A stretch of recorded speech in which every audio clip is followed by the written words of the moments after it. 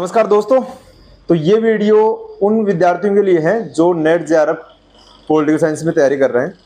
हमने पहले भी पॉलिटिकल एकेडमी के नाम से आपको बताया कि पहले ये मेरे नाम से ही चैनल था, आजकल इसका नाम चेंज कर दिया गया है और हम अभी विस्तार से हम इस पर क्लास डालना शुरू करेंगे, जिसमें ये कह सकते हैं कि जो विद्यार्थी नेट जेआरएफ की तैयारी कर रहे हैं पॉलिटिकल साइंस से, उन विद्यार्थियों की हम हेल्प करना चाहते हैं। इसमें अभी 18 जून को जो पेपर हुआ इसकी आंसर की भी तैयार है, जल्दी आपके सामने आएगी वो भी।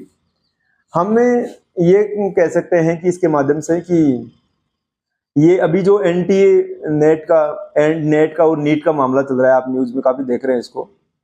नेट और नीट की जो बात चल रही है इसमें ये कह सकते हैं कि जो विद्यार्थी जो नीट के हैं वो विद्यार्थी तो अलग से मंच उनके लिए काफी हैं, काफी बड़े बड़े प्लेटफॉर्म हैं, वो उनकी हित की बात कर रहे हैं और नेट के लिए भी प्लेटफॉर्म बने हुए हैं।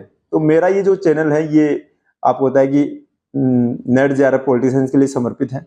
अभी तक तो यहाँ तक ही है हम, और हम चाहते हैं कि भाई जो हमारे से विद्यार्थी जुड़े, हमने नेट किया है तो हमारे जो साथ के जो विद्यार्थी हैं उनका भी नेट हो और वो भी जेआरएफ करें, वो भी पीएचडी में एडमिशन ले, जैसा कि हमने किया वैसे हम मार्गदर्शित करना चाहते हैं।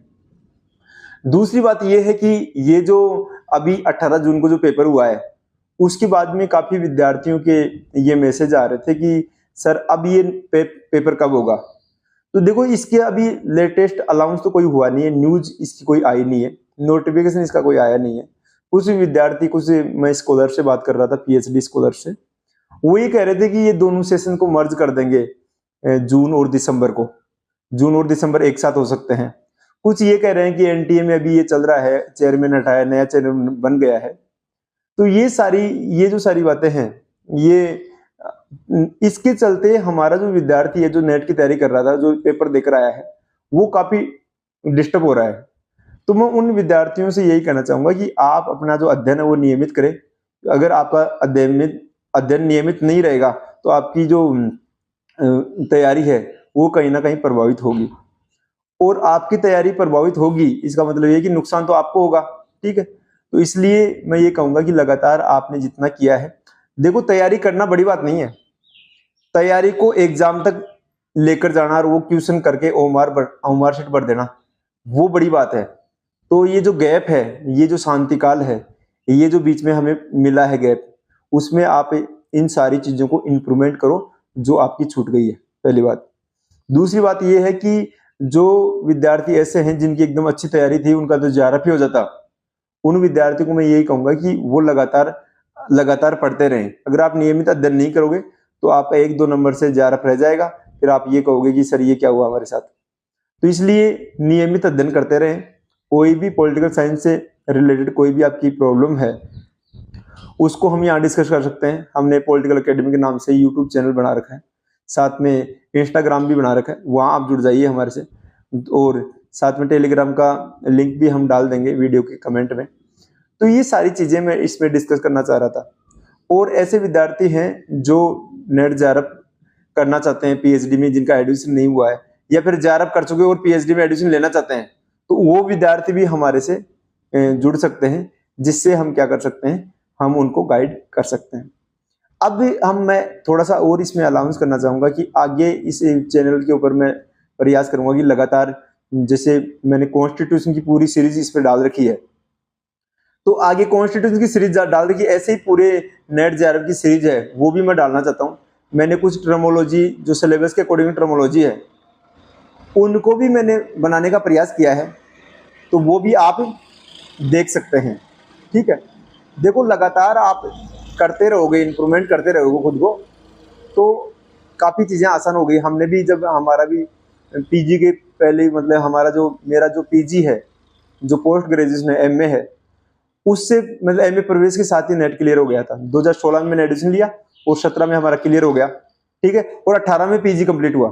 ठीक है, और उसके बाद में हमने कोटा से वापस पीजी किया, कम परसेंटेज के चलते हमने वापस पीजी किया 20 में। तो इसलिए ये सारी चीजें हैं, ये हमें देखने को मिलती है। फिर पीएचडी में एडमिशन हुआ, उससे पहले हमने मतलब पीजी इंटर की तैयारी की थी। तो ऐसे विद्यार्थी जो पीजी इंटर की तैयारी कर रहे हैं, ग्रेजुएशन फाइनल ईयर में है, ऐसे विद्यार्थी जो अभी नेट कर चुके हैं, जेआरएफ के लिए तैयारी कर रहे हैं, उनको कोई दिक्कत आ रही है तो ऐसे विद्यार्थी हमसे जुड़ सकते हैं। इसके साथ में ऐसे विद्यार्थी जिनकी जेआरएफ पास है और पीएचडी में कहीं एडमिशन नहीं हो रहा है, तो अभी मैंने खुद ने भी अभी पीएचडी एग्जाम क्वालिफाई किया है, शेखावाटी यूनिवर्सिटी में मैंने एडमिशन लिया है, तो आप उसके लिए भी हमसे जुड़ सकते हैं। कोई भी डाउट होगा हम उसको क्लियर कर लेंगे, ठीक है। और लगातार हम आपको छोटी छोटी की वीडियो के माध्यम से लगातार हम क्या करेंगे, आपका जो ज्ञान है इसको बढ़ाते रहेंगे।